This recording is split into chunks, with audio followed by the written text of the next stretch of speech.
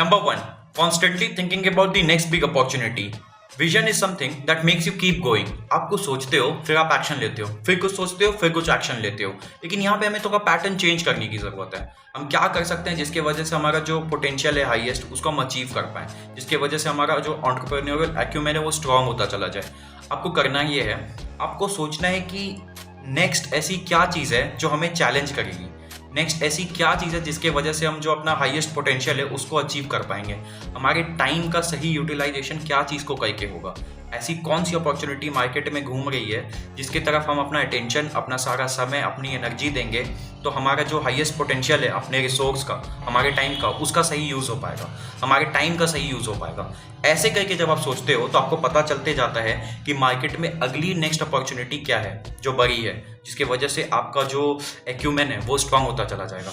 ऐसे करके जब आप सोचते हो तो चेंज आता है। Number 2, governing your emotions. Wait before you react. Immediate reaction can lead to loss.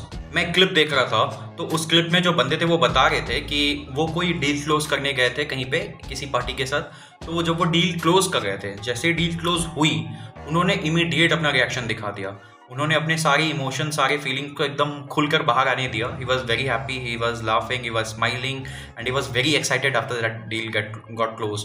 तो उस समय जो सामने वाली पार्टी थी जिनसे उन्होंने डील क्लोज किया था, तो उन्होंने जब उनको देखा इतने एक्साइटमेंट के साथ खुश होते हुए, तो ही थॉट कि ये जो सामने वाला पर्सन है मुझे डिमीन करने की कोशिश कर रहा है। ही शोइंग कि जो डील है मुझे मेरे से गलती से बहुत सस्ते में क्लोज हो गई है, तो मेरा जो ये डील है वो सक्सेसफुल नहीं हुआ है। उन्होंने इमीडिएटली उस डील को वहीं पे कैंसिल कर दिया, क्योंकि वो सामने वाली जो बंदे थे वो इमीडिएट रिएक्शन से अपने सामने वाले को हर्ट कर दिया उन्होंने। अगर डील अच्छी ही थी तो उनको उस समय थोड़ा शांत रहना चाहिए था, उस जगह से निकलना चाहिए था, फिर सेलिब्रेट करना चाहिए था। सो इस पॉइंट से मैं ओवरऑल आपको यही बताना चाहता हूँ कि अगर आपके अंदर इमीडिएट रिएक्शन अगर आप लाते हो, आपका जो सारा अंदर फीलिंग, इमोशन है खुलकर बाहर आता है तुरंत से, तो आपको उसको थोड़ा कंट्रोल करने की ज़रूरत है, थोड़ा कम करने की ज़रूरत है। इसमें समय लगेगा, बट अगर आप चाहते हो कि आपका एंटरप्रेन्योरियल एक्यूमेन थोड़ा स्ट्रांग हो, समय के साथ वो बढ़ता चला जाए, तो आपको अपने इमोशंस को, फीलिंग को, रिएक्शंस को कंट्रोल करने की ज़रूरत है। उसको समय के साथ आपको कम करना है। Number 3, trust to save time. अभी इस पॉइंट को समझते समझते आप पेपर पेन लेकर बैठो एंड उसमें नोट डाउन करो कि आपका जो एग्जैक्ट पूरे दिन का जो टाइम है वो कहाँ पे जा रहा है। The work you are doing is that making your time more productive और नॉट। आपको जो पूरा पोटेंशियल है पूरे दिन का, जो आपका एनर्जी है वो सही जगह लग रहा है कि नहीं, उससे आपको क्लैरिटी मिलेगा कि आपके टाइम का सही यूज हो पा रहा है कि नहीं। क्योंकि अगर आप एक एंटरप्रेन्योर हो तो आपको अच्छे से आपको पता होगा कि आपका समय कहाँ पे इन्वेस्ट होना चाहिए, आपका समय कितना मैटर करता है। तो उसका एक पॉइंट अच्छे से बचना चाहिए और वो आपके पॉजिटिव साइड में जो आपको हेल्प करे उसमें इन्वेस्ट होना चाहिए। एज एन एंटरप्रेन्योर आपको अपने समय को सही जगह लगाने की जरूरत है। आप समय बचा भी सकते हो, इसके बहुत सारे तरीके हैं। पहला ये है कि आप जो काम कर रहे हो देखो कि उससे कोई ज़्यादा पोटेंशियल, ज़्यादा प्रॉब्लम सॉल्विंग कोई काम है तो उस काम को किसी और को दे दो, और जो ज़्यादा मेहनत वाला काम है जिससे ज़्यादा फायदा आपका हो सकता है वो काम को आप खुद करो पर्सनली, क्योंकि एक बार वो आसान हो गया तो फिर उसको भी दूसरे को डेलीकेट करना ईजी हो जाएगा। अगर कोई काम है जिसको आप कर रहे हो और उसके पीछे अगर पैसे लगा दिए जाएं तो वो काम आसानी से कोई और कर सकता है और आपका टाइम बच सकता है, तो आपको उस काम की जगह जो आप टाइम लगा रहे हो तो वहां पे आपको पैसे लगाने की जरूरत है। कोई काम है उसके पीछे पैसा लगा दो, किसी और से करवा लो, या फिर कोई और तरीका निकालो जिससे वो काम आपका हो भी जाए लेकिन वो किसी और पे चले जाए पैसे के वजह से। जो यहाँ से जो आपका टाइम बचे उसको आप कहीं और लगा पाओ। ऑल्सो टू सेव टाइम आप एक पैटर्न रिपीट कर सकते हो। पैटर्न रिपीट करने से आपका समय बहुत ज्यादा बचता है। लाइक इसको मैं कैसे समझाऊं। सपोज करो कि आप सुबह उठते हो, आपका एक रूटीन है, सुबह से लेकर शाम तक आप यही रूटीन को फॉलो करते हो। आपको पता है कि आपको यही करना है सुबह उठ करके, शाम को आपका एक रूटीन फिक्स है, दोपहर को फिक्स है, रात को फिक्स है। तो उसके वजह से जो पैटर्न रिपीट हो गया है ना, कुछ नया नहीं हो रहा है आपके लाइफ में, तो उसके वजह से आपका समय बहुत बचता है। उस बचे हुए समय को आप कोई प्रोडक्टिव काम में लगा सकते हो। तो आप जब पैटर्न रिपीट करते हो तो आपका बहुत सारा समय बचता है। जैसे आप अगर शर्ट पहने हो तो सिर्फ शर्ट पहनो, आपका ध्यान फिर टी शर्ट्स खरीदने पे नहीं जाएगा। टी शर्ट पहनते हो तो सिर्फ टी शर्ट पहनो। बेसिकली पॉइंट ये है कि आपको अपने समय का सही यूज करना है एज एन एंटरप्रेन्योर, तब जाकर आपका जो पूरा प्रोडक्टिविटी है, पूरे दिन का जो एनर्जी है वो सही जगह यूटिलाइज हो पाएगा। वरना समय का तो कोई सर पैर होता नहीं है, कहीं भी कभी भी फ्लो हो जाता है। आप जब तक उसको अपने मेहनत से एक जगह नहीं पुट इन करोगे कोई फायदा नहीं होने वाला आपके समय का। तो आपको कम से कम इतना ध्यान रखना है कि आपका समय सही जगह जा रहा है। Number 4, seeking wisdom 24/7। अक्सर क्या होता है कि जब हम कोई प्रॉब्लम को सॉल्व कर रहे होते हैं, किसी प्रॉब्लम को फिक्स कर रहे होते हैं, कुछ सॉल्यूशन निकाल रहे होते हैं, तो उसको हम थोड़ा अपने ईगो पे ले लेते हैं कि कुछ भी करूंगा मैं, कहीं भी जाऊंगा, कुछ भी फिगर आउट करूंगा, लेकिन इस प्रॉब्लम का सॉल्यूशन मैं ही निकालूंगा। I think that's not the right path, क्योंकि अगर कोई प्रॉब्लम है तो वो प्रॉब्लम किसी और ना किसी के साथ हुई होगी जो आपके कॉन्टैक्ट में है, तो हमें अपनी सीनियर से कंसल्ट करना चाहिए उसको लेकर के। अब आई नो नॉलेज चारों तरफ अवेलेबल है, आप कहीं से भी गैदर करके प्रॉब्लम सॉल्व कर सकते हो, लेकिन that is not the right thing. क्योंकि अगर मान लो कोई छोटा सा प्रॉब्लम है, उसके पीछे आप सारा अपना जान क्यों लगा रहे हो? आपको एक्चुअल में जो विजडम चाहिए आपको उसके ऊपर ध्यान देना चाहिए ना, जो आपके काम आएगा उसको सीखने पे ध्यान दो। छोटी छोटी प्रॉब्लम्स को सॉल्व करना, अपना पूरा एनर्जी, अपना जान, अपना टाइम लगाना, that is not the real thing to do ना। आपको एक्चुअल में जो चीज़ चाहिए उसको देख करके करना होगा। और जो विजडम है, मैं इसको ऐसे मैं एक एग्जांपल से समझाता हूँ, आपको समझ में आएगा कि एक तो मैं इस पॉइंट से तो ये समझ में आ गया कि आपको सही जगह, अपना जो टाइम है उसको सही जगह इन्वेस्ट करना है, ताकि आप जो राइट नॉलेज है उसको गेन कर पाओ।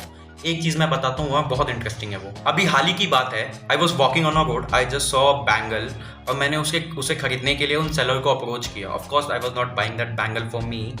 मैंने उन सेलर से पूछा कि भैया कितने का? He said me 100 rupees for that one bangle. Okay, तो मैं फिर आगे गया, मुझे लगा आगे जाकर के थोड़ा सस्ता मिल सकता है, तो मैं आगे गया। फिर मैंने पूछा दूसरे सेलर से कि भैया कितने का? He said the same thing, 100 rupees. फिर मैं थोड़ा सा आगे गया, that third person also told me कि 100 रुपीज़। फिर उसके बाद मुझे एक चीज़ वहाँ पे समझ में आया। I am talking about the wisdom. ये नॉर्मल बेसिक वर्ल्ड से, रियल वर्ल्ड से आप क्या चीज़ें उठा सकते हो, इसके बारे में बात करूँ। आप चाहे यहाँ से बैंगल खरीदो, यहाँ से खरीदो या यहाँ से खरीदो, मिलेगा आपको वो 100 रुपये में ही। उन्होंने वो प्राइस फिक्स करके रखी है, वो आप नहीं मिटा सकते। और ऐसा कोई इंसेंटिव नहीं है जिसके वजह से आप उस प्राइस को उनसे बोल करके नीचे ले आओ। कोई ऐसा तरीका नहीं है। डिमांड तो है ही, आपको खरीदना तो है ही, वो प्राइस फिक्स कर रखा है उन्होंने, और कोई इंसेंटिव नहीं है जिसकी वजह से वो प्राइस नीचे आएगा। ये बेसिक इकोनॉमिक्स है। लेकिन रोड पे चलते हुए मुझे ये बात समझ में आई फ्रॉम द रियल वर्ल्ड। तो विजडम चारों तरफ है, लेकिन आपको सही जगह अपना अटेंशन डालना है। आपको हमेशा अवेयर रहना है, लोगों को ऑब्जर्व करना है कि आप सही विजडम उठा पाओ। राइट नॉलेज आपके काम में जो आ सकता है उससे रिलेटेड। अगर मान लो मैं कोई कंटेंट क्रिएटर होता इस चीज़ से रिलेटेड कि मुझे फोटोज़, वीडियोज़, मुझे फैशन डिज़ाइनिंग का अगर सेंस रहता उसको लेकर के, तो मेरा ध्यान ये जाता कि बैंगल कितना यूनिक है, कितना प्यारा है, उसमें क्या डिज़ाइन डालकर उसको और यूनिक बनाया जा सकता है। बट मेरा ध्यान कहाँ गया कि उसका प्राइसिंग, उसकी इकोनॉमिक्स की तरफ, क्योंकि मुझे बिजनेस करना है, मुझे बिजनेस की तरफ जाना है, मुझे पर्टिकुलरली फैशन के अंदर कुछ नहीं करना, तो मेरा ध्यान उधर नहीं गया। कोई और किसी और फील्ड से होता तो वो कुछ और देखता उसमें। लेकिन जब आप ऑब्जर्व करोगे, जब आपका ब्रेन 24/7 खुला होगा, तो आपको हर जगह से विजडम मिलेगा। उसके पीछे ध्यान दो, अपना समय सही जगह लगाओ, तो सही चीजें आपको फॉलो करेंगी। Number 5, get complete awareness of your domain. ये point one of the most important point है अगर आपको अपना एंटरप्रेन्योरियल एक्यूमेन इंक्रीज करना है तो। वो इसलिए क्योंकि जो फील्ड में आप आगे बढ़ना चाहते हो, जो चीज में आपको आगे जाना है, उसका अगर आपको इन डेप्थ आइडिया है, तो आपके जो कॉम्पिटिटर्स हैं या फिर आप खुद भी हो, तो आपके फेल होने का चांसेस कम हो जाता है। आपके जो कॉम्पिटिटर्स हैं वो, उनको मसल मिलता है आपसे फाइट करने के लिए, उनको चैलेंज मिलता है वो, कि थोड़ा मुश्किल हो जाता है उनके लिए। अगर आपके पास आइडिया है अच्छे से तो A to Z, तब उनके लिए थोड़ा टफ हो जाता है ये। इसको आप ऐसे समझो कि सपोज करो कि आप सेमीकंडक्टर मैन्युफैक्चरर बनना चाहते हो, उस फील्ड में आप जाना चाहते हो, तो उस फील्ड में जाने के लिए आपको पता होना चाहिए कि आपका रॉ मटेरियल कहाँ से आएगा, आपका जो मार्जिन है, ज़्यादा मार्जिन जो प्रोडक्ट में आपके होगा वो कहाँ से आएगा, आप कितना सस्ता कहाँ से खरीदोगे, आपका जो सेलिंग प्राइस पॉइंट है वो यूनिक कैसे होगा, वो आपको फिगर आउट होना चाहिए। फिर आपका जो कंपटीशन है उसके बारे में आपको कंप्लीट अवेयरनेस होनी चाहिए। फिर आपका जो डिज़ाइन किस तरीके का कैसा होगा, उस चीज़ का आपको आइडिया अभी से होना चाहिए, जैसे जैसे आप प्रोडक्ट की तरफ बढ़ते चले जा रहे हो। जो वर्ल्ड का कंप्लीट सपोर्ट है सेमीकंडक्टर्स को लेके, उसको लेकर के आपको एक आइडिया होना चाहिए कि दुनिया क्या सोचती है, दुनिया में अभी क्या माहौल है सेमीकंडक्टर्स को लेकर के।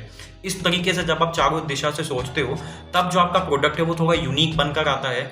ये सारी चीज़ें जब फिगर आउट हो चुकी होती हैं, तब जो आपको पावर आता है एज एन एंटरप्रेन्योर, वो बहुत ज़्यादा आपको कॉन्फिडेंस देता है, और वहाँ से जो आपको ग्रोथ मिलेगा वो एक फिर कॉन्फिडेंस वाला ग्रोथ होगा, जो आपकी पूरी एनर्जी को एक जगह लगा के आपका जो पूरा पोटेंशियल है उसको इंक्रीज करता चला जाएगा। Number 6, running between calculations. जो मैंने बैंगल वाली बात बताई ना अभी कुछ पॉइंट पहले, वो भी बात इसमें आती है।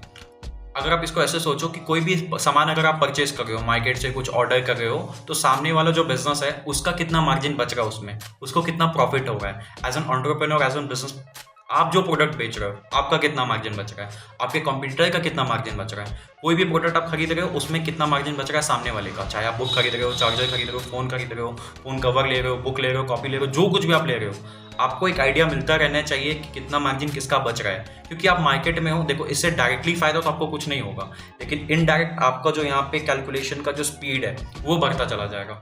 मैं एक टाइम पे मुझे ये भी लग रहा था कि थोड़ा गलत हो जाएगा, ये तो फिर हो गया कि हर चीज़ में अपना दिमाग लगाना, इसको एकदम माइक्रो मैनेज करना, देखना हर चीज़ में कितना कैलकुलेट, मुझे ये गलत लग रहा था एक टाइम पे। लेकिन जैसे जैसे मैं ग्रो करता चला जाऊँगा मुझे पता है कि अब अगर बहुत बड़ा बनना है तो छोटे छोटे कैलकुलेशन एज एन एंटरप्रेन्योर बहुत मैटर करता है। छोटा छोटा कैलकुलेशन बहुत बड़ा आपको नॉलेज देकर जाएगा। तो मैं अब कोशिश करता हूँ कि हर चीज़ में कैलकुलेशन डालकर देखूँ। कुछ खा रहा हूँ कहीं पे, मैकडी में हूँ तो मैकडी देख रहा हूँ कि कितने कस्टमर्स आ रहे हैं, कितना उनका पैसा बच रहा है, कितना मार्जिन है, कितने उन्होंने चारों तरफ कुर्सी टेबल्स लगे हुए हैं, क्या उनको फ़ायदा हो रहा है, कितना उनका टेबल टर्न अराउंड टाइम है, कितना पैसा उन्हें बच रहा है, वो अपने स्टाफ को कितना दे रहे हैं। ये सारी चीज़ें मैं कोशिश करता हूँ कि देखूँ, मुझे जितना फ़ायदा हो सके मैं उतना नर्चर करने की कोशिश करूँ। इससे डायरेक्ट फ़ायदा मैंने जैसे बताया, डायरेक्ट फ़ायदा तो है नहीं, but it will build your mind. इतना एक्टिव हो जाएगा कि आप पता तुरंत कर पाओगे कि कितना मार्जिन मुझे बच रहा है, कितना कौन से बिजनेस में क्या फ़ायदा है, मुझे कितना अपने तरफ से पावर लगाना है, बिजनेस में नहीं लगाना है। वो चीज़ की क्लैरिटी आपको हमेशा रहेगी। तो जब आप किसी से डिस्कस करोगे तो सामने वाले को भी एक उस तरीके का फील जाएगा कि सामने वाला जिससे मैं बात करूँ वो इतना स्ट्रांग है कि मुझे वो बता सकता है कैलकुलेशंस के बारे में। ये चीज़ में आपको फ़ायदा होता है। Number 7, giving back to the society. ये इंपॉर्टेंट पॉइंट इसलिए है क्योंकि देखो 95% चीज़ें जो आपके लाइफ में है वो बाय लक है। आप जो कुछ भी हो, आपके आसपास जो कुछ भी है, सब उसके वजह से है। ठीक है, ये चीज़ दुनिया में कोई नहीं मिटा सकता। तो एक ग्रैटिट्यूड, एक थैंक्स गिविंग वाली फीलिंग आपके दिल में होनी चाहिए। एक सॉफ्ट साइड होना चाहिए आपके हार्ट में, जिससे आप ये बयां कर सको कि हाँ, मुझे सच में ये बात की खुशी है, मैं वो फील करता हूँ कि मुझे सोसाइटी को देना चाहिए क्योंकि मुझे ऊपर वाले से इतना मिला है। तो अगर आप किसी को कुछ खिला सकते हो तो please give it to them. आप कपड़े किसी को दे सकते हो, किसी को सपोर्ट कर सकते हो तो प्लीज़ करो। वो लोगों को बहुत हेल्प पहुँचता है। जो कुछ भी आप अपने साइड से कर सको प्लीज़ करो। And what I actually want to make clear from this thing is कि देखो, एज एन एंटरप्रेन्योर आपके पास हो सकते हैं पैसे कभी स्टार्टिंग में ना हो, आगे चल कर हो, आपके पास लोगों को देने के लिए कुछ ना हो directly, but the best thing you can give as an entrepreneur to someone is the knowledge, the right knowledge, the acumen. वो आप इस तरीके से दे सकते हो। सपोज आपने कोई बिजनेस किया, उसको लेकर कि आपको नॉलेज है, ठीक है, तो जो आपके जूनियर्स हैं, जो आपको पीछे से आ रहे हैं एज एन एंटरप्रेन्योर बनने के लिए, तो उनको गाइड करो, उनको बताओ कि क्या है इसमें एज अ बिजनेस पर्सन, क्या क्या सहना पड़ता है, क्या क्या चीज़ों की ज़रूरत पड़ती है, एज अ पर्सनैलिटी आपको कैसे बनने की ज़रूरत है, कैसा माहौल है मार्केट का, मार्केट में क्या चीज़ की नीड है, कैसे बिजनेसेस वो करेंगे तो देश को फ़ायदा होगा, उनको फ़ायदा होगा, उनका पोटेंशियल कैसे निकल कर आएगा बाहर। ऐसे कर करके छोटा छोटा पॉइंट जितना भी आप लोगों को गाइड कर सकते हो प्लीज़ करो। एज एन एंटरप्रेन्योर ये बेस्ट गिफ्ट है किसी को देने के लिए। इससे best gift I don't think कि आप किसी को कुछ दे पाओगे, क्योंकि जो जब नॉलेज पास होती है ना तो सोसाइटी में एक बेटर चेंज लेकर आती है सबके लिए। देखो, जो भी आप कर सकते हो अपने साइड से प्लीज़ करो, बहुत मैटर करता है कोई भी चीज़ करना, प्लीज़ करो। नॉलेज बांट सकते हो तो बेस्ट है वो। मैं तो इस चीज़ को बहुत सपोर्ट करता हूँ। प्लीज़ आप भी अपने साइड से ये फॉलो करो। And then all points I have cleared.